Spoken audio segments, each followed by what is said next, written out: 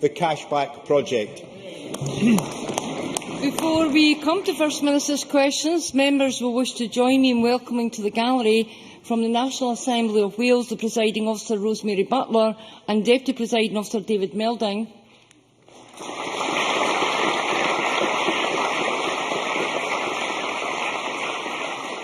And from the Parliament of Queensland, the Deputy Speaker Dr Mark Robinson MP.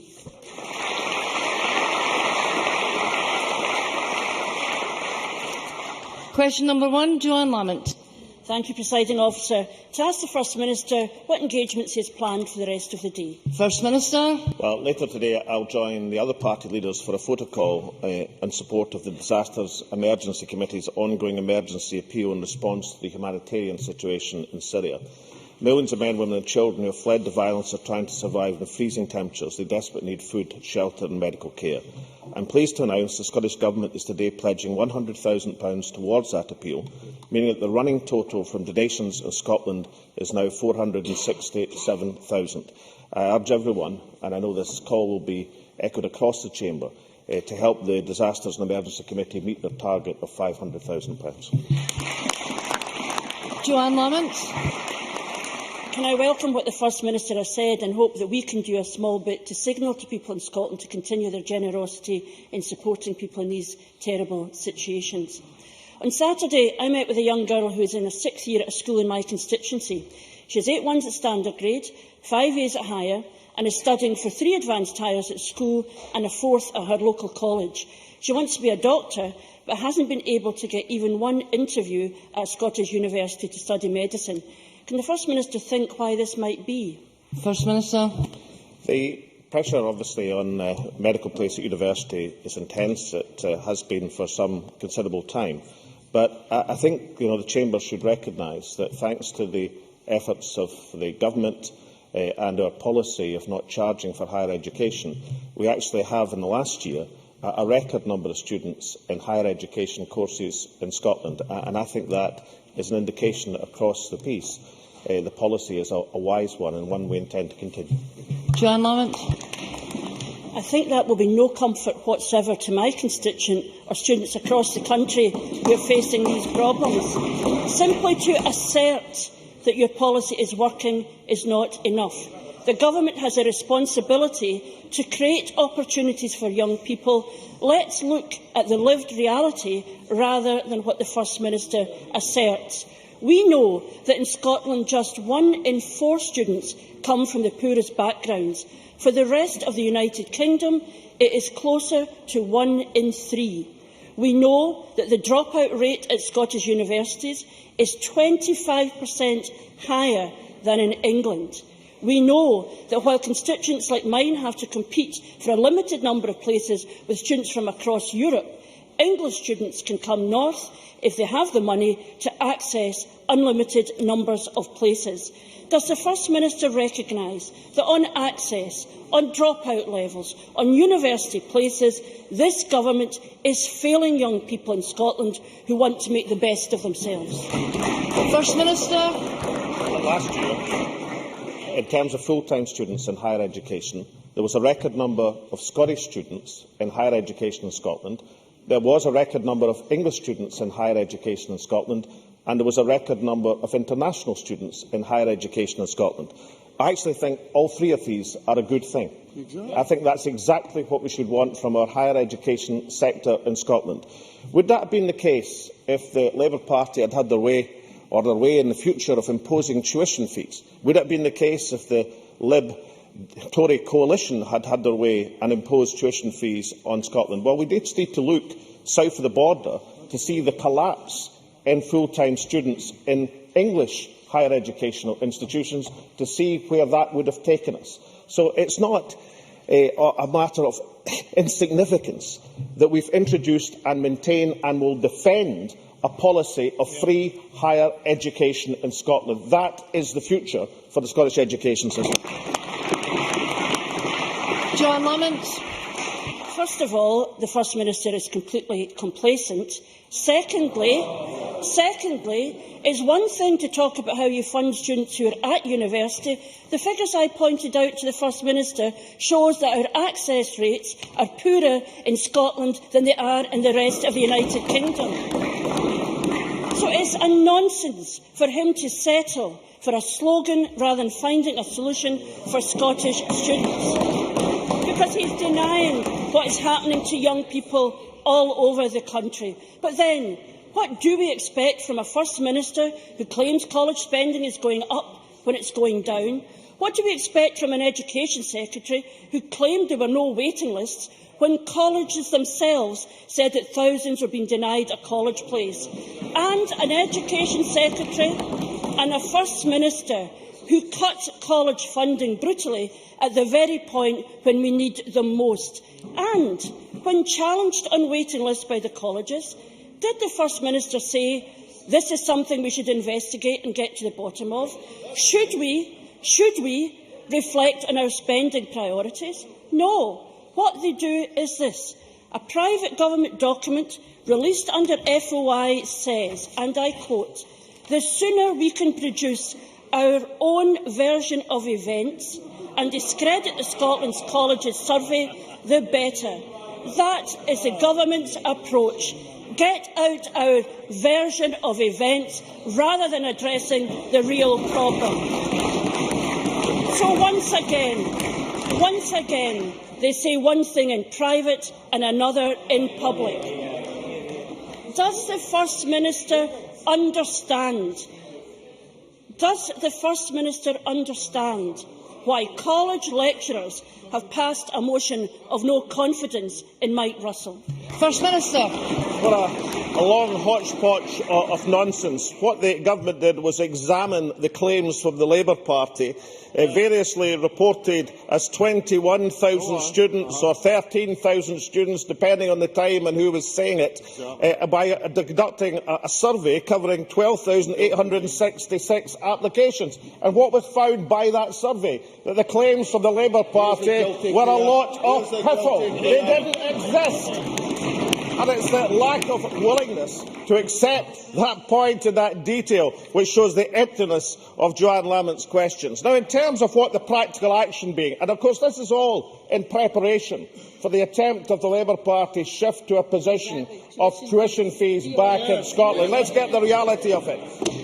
In addition to having a tuition fee policy, in addition to the funding deal for universities, which everybody across the sector regarded as excellent, we provided £16 million for extra funded places at university for this coming year, providing over 2,900 additional funded places, including over 1,000 to increase articulation, 727 to widen access, 850 additionally to postgraduate places, and 342 undergraduate places for key sectors. That is practical and detailed action to address these things. But can I just say, in a week where the Labour Party's hypocrisy has been blatant for all to see, that a party which voted against legislation to widen access is in no position to complain about the lack of access in Scotland. Joanne Lamont. Order. Ms Lamont. I can live with the First Minister insulting my intelligence. He insults the intelligence of every young person across Scotland with that nonsense. Because the issue of college places absolutely describes the First Minister's approach. If you don't like what people say, shoot the messenger. It wasn't the Labour Party who said there were college waiting lists. It was the colleges Scotland themselves. And how dare he show such disrespect to people who are living with the cuts that he's imposing on their sector? The First Minister boasts the rocks will melt with the sun, as if everything in our education sector was perfect. He needs to recognise that for too many Scots, the rocks will melt in the sun before they get a place at a Scottish university or college.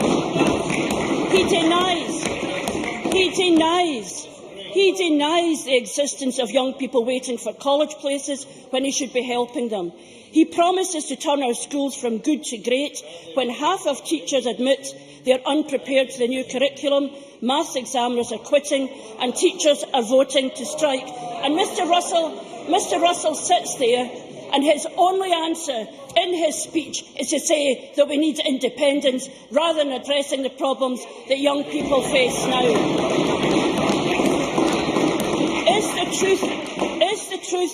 Is the truth not that after 6 years of this SNP government, the First Minister has failed to give all of Scotland's young people the best chance in life and is now happy to hide behind sound bites rather than create chances for students and a promise of jam at some point in the future if they ever win the referendum question? First Minister. Let's see if we can deal with this stuff. Order. First Minister. Firstly, John Lamont claimed that it wasn't the Labour Party who said it. Here's a Labour Party news release from the 26th of October last year. Over 21,000, according to Hugh Henry, over 21,000 are on college waiting lists, according to Hugh Henry. Then quoted on the 25th of January in the Herald, likely more than 13,000 were denied a place at college at a time of high youth unemployment. Notice it had gone down 8,000 between October and January, and what the survey showed is these figures were a grotesque exaggeration, that the Labour claims were total piffle and nonsense. And the reason Joanne Lamont doesn't like the survey, because she doesn't like the facts when they're spelt out to her Labour colleagues, which are totally and utterly indefensible. How would any of this situation, and let's remember last year a record number of Scottish students in higher education, full-time places in Scotland. That's a record number. That means more than ever before. A record number of English students in higher education in Scotland and a record number of international students. That was last year's figures, while university places were collapsing south of the border. Why were they collapsing south of the border? Because they increased punitive tuition fees. What is the Labour Party wanting to do? Increase tuition fees in Scotland.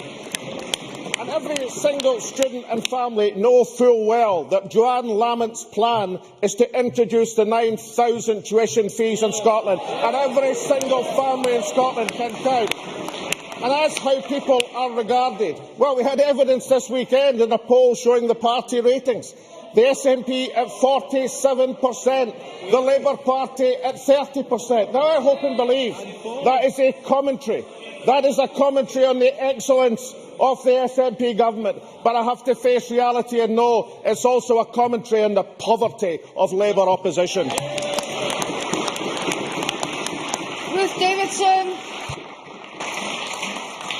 Thank you, Presiding Officer. May I also welcome the First Minister's announcement of significant donation to the Disasters Emergency Committee appeal and ask the First Minister when he will next meet the Prime Minister. First Minister. No plans in the near future. Ruth Davidson. Thank you.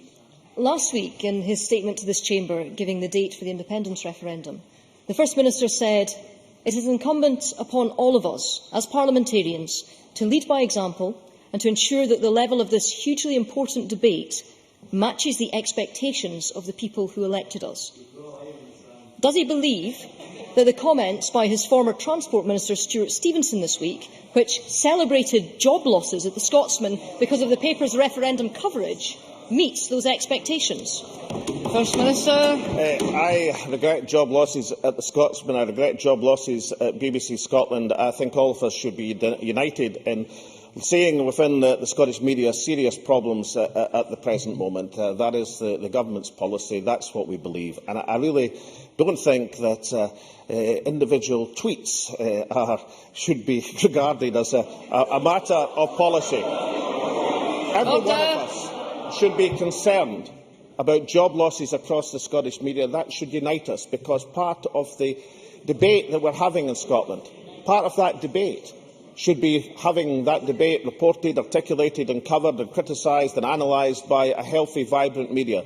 The fact that there are many indications of serious difference across our media should be a matter of regret to us all. Ruth Davidson. So playing down Mr Stevenson's comments, but that's a slightly different approach from the First Minister than his Euro MP Alan Smith, who leapt to Mr Stevenson's defence, saying that serious journalists complaining about the tweet was a symptom of the problem. And this week, Local Government Minister Derek Mackay, who's sadly absent from this chamber, retweeted his desire to hit David Cameron in the face with a shovel in the most insulting of terms. We've also had MSP James Dornan saying that a party for saving the Union is like supping with the devil. Even worse, we've had the First Minister's aide, Joan McAlpine MSP, taking to the pages of a national newspaper to compare the UK to an abusive marriage. And shamefully, we've had Councillor David Berry forced to resign for saying that the UK is akin to the slave trade. Of course, all of this stems from the top. Didn't the First Minister open the floodgates by calling a BBC executive a Nazi official after failing to bully his way onto the TV as a rugby pundit? Presiding Officer, I believe the First Minister is right when he says that people of Scotland expect a high standard of debate and that his parliamentarians should be setting the tone. But on this evidence, they're not. If this is allowed to continue unchecked, the next 18 months will descend into little more than an anti-British hate campaign. When will he and his party clean up their act? First Minister. Well, I mean, if this is allowed, this line of questioning is allowed to go unchecked, then the Tories will go to even lower than the 12% they were in this week's opinion. But look, I'll tell you what I'll do for Ruth Davidson. I shall draw a line in the sand under all such comments. And I think we should all be elevated. Elevated we all should be, and we should follow the advice of Murdo Fraser just this week. Reverend Fraser, I don't think that's the Reverend Jolly, that's the Reverend Fraser, he tweeted his text for today, Luke 15, verse 7. This was on the day that the line in the sand was no more. I looked up Luke 15, verse 7, 9. Joy shall be in heaven over one sinner repenteth than more over 99 persons. I can see that Ruth Davidson enjoys the loyal support of her entire band of Conservative MSPs. Constituency question, Bruce Crawford. Thank you, Presiding Officer, for allowing me to raise this constituency question. Members might not be aware, but there was a serious gas explosion this morning in the Callander area, in which a house was totally destroyed and 2 elderly people have been hospitalised. I'm sure the Chamber will join with me in wishing them well and their thoughts with them and their families. If indeed it turns out, First Minister, to be a gas explosion, it may raise issues about gas safety, which will be of concern to the community of Callander. Would the First Minister therefore ensure that the appropriate Minister liaises with me this important matter at the earliest possible date? First Minister.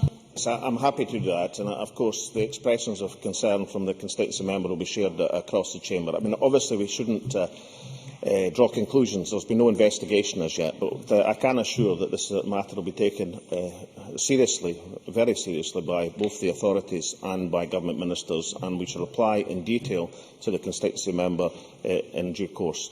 Obviously, we join Bruce Crawford in sending our sympathy to those affected by this incident. Tavish Scott. Thank you, Presiding Officer. The First Minister will be aware that Iceland and Faroes announced an illegal grab on 52% of North Atlantic mackerel this week. Faroes announced a new quota of 3 times the international agreement on Atlanto-Scandian herring. On the 7th of February, the First Minister told Parliament that he was appointing an international figure to mediate. Could he tell Parliament what has happened to that initiative, as no fishing representative can tell me of any progress? And will he now push harder for international sanctions, the only measure that these countries will understand?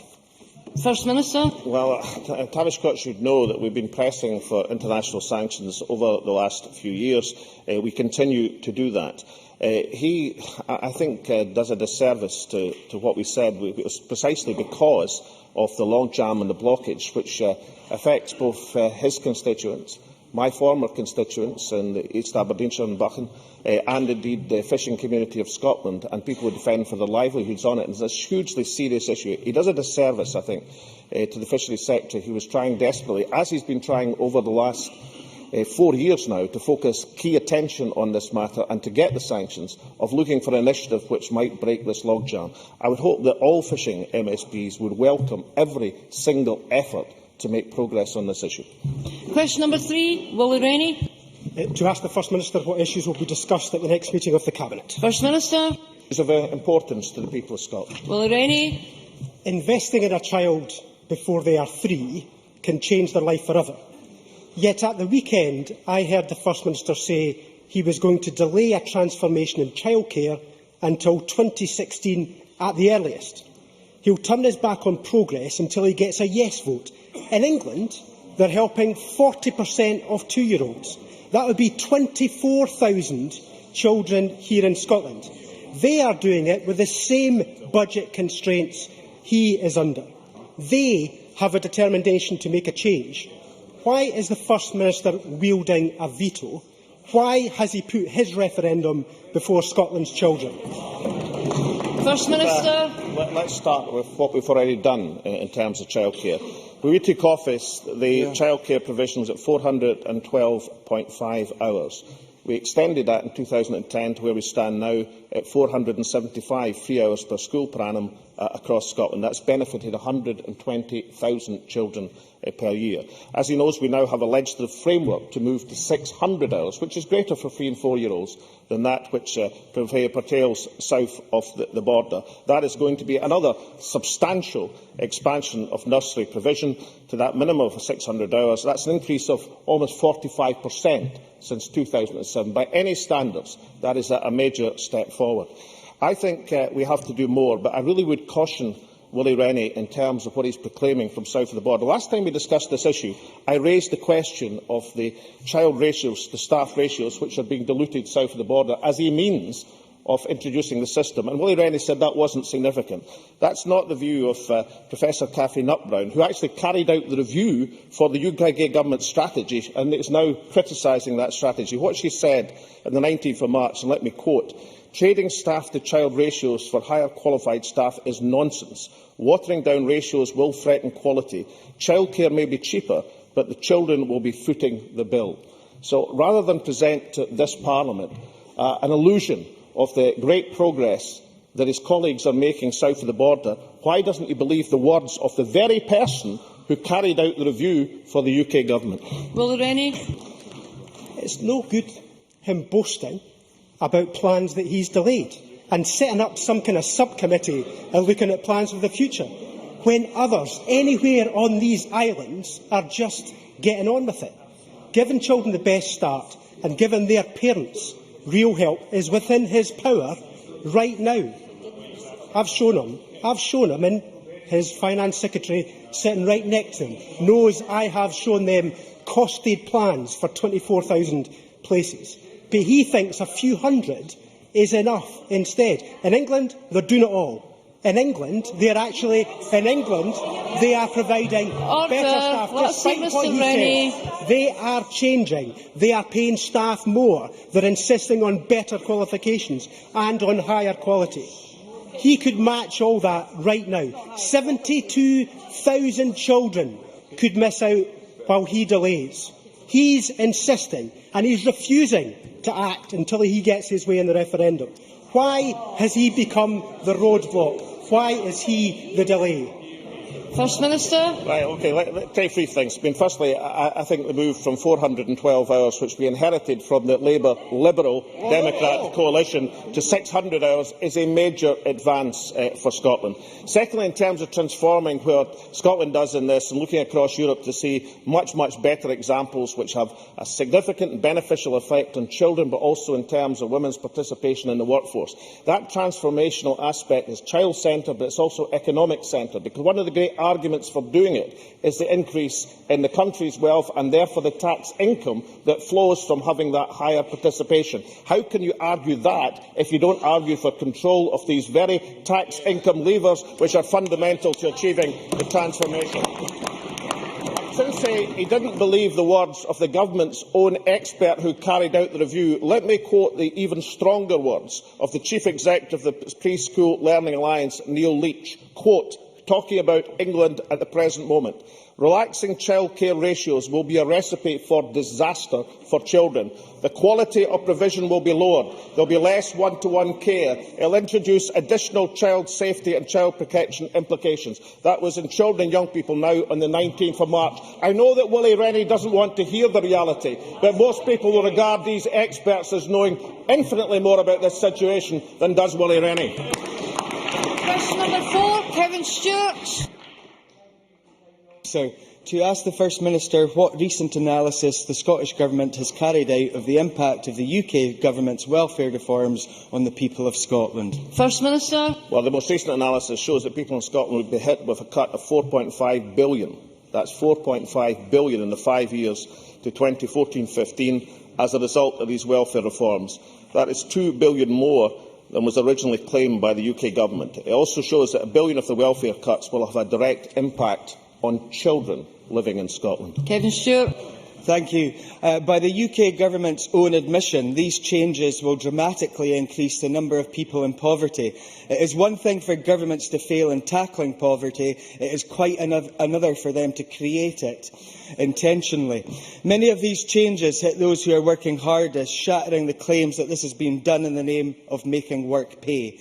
Given that 80% of Scottish MPs, given that 80% of Scottish MPs and 90% voted against welfare reform, 90% against the bedroom tax, how would the First Minister suggest the people of Scotland democratically resist these changes? First Minister. Well, there is a huge problem which was amply displayed yesterday in Nicola Sturgeon's demolition of Jackie Baillie on these issues, of people who argue that they're against Tory cuts, but then join with the Tories in trying to stop matters of social security being run by this Parliament. That is a huge problem. And it's maybe part of the embarrassment of the Labour Party on this particular issue. In 50 almost outings at First Minister's question, Joanne Lamont has not once centred on the bedroom tax. Question number 5, Jackie Baillie. To ask the First Minister what the Scottish Government's position is on reports that junior doctors are regularly working up to 100 hours per week. First Minister. Well, all junior doctor rotas are monitored twice a year by Scottish Government officials. This is the information that's used to ensure they comply with working time regulations. The evidence shows that there are no junior doctor rotas in Scotland which have an average of more than 48 hours per week. Jackie Baillie. Can I thank the First Minister for his response? And does he agree with the words of Tom Berry, the chair of the BMA's Junior Doctors Committee in Scotland, that despite the Working Time Directive, and I quote, there are junior doctors who are still working rotas, which include 7 consecutive 13-hour night shifts? It is clear that making junior doctors work 90-hour weeks is not in the spirit of the legislation and can have serious implications for the health and well-being of doctors and, as a result, affect patient care. Does he agree that the practices uncovered by the Channel 4 Dispatches programme are truly concerning and that transparency is needed from boards on the extent of this issue and the impact on patient care? And finally, would he therefore agree that the matter should be independently investigated by Audit Scotland? First Minister.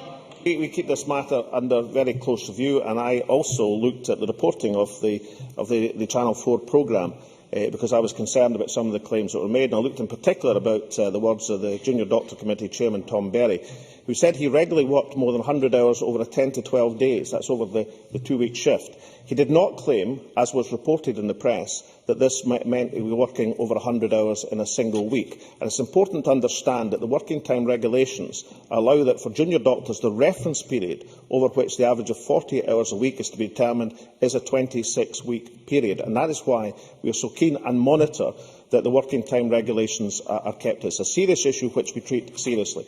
But, Jackie Baillie's credibility on all of these matters would be enormously enhanced if at some point, when she comes with her latest suggestions, that she actually referred to her apology, which is due this chamber, of claiming that Scotland was the superbug capital of Europe under the SNP, when the figures referred to 2005-06, when the Labour Party were in control, and when, under this administration, hospital-acquired infections have dropped by 70%. If we ever get an apology from Jackie Baillie, then perhaps our other matters will be treated with more credibility.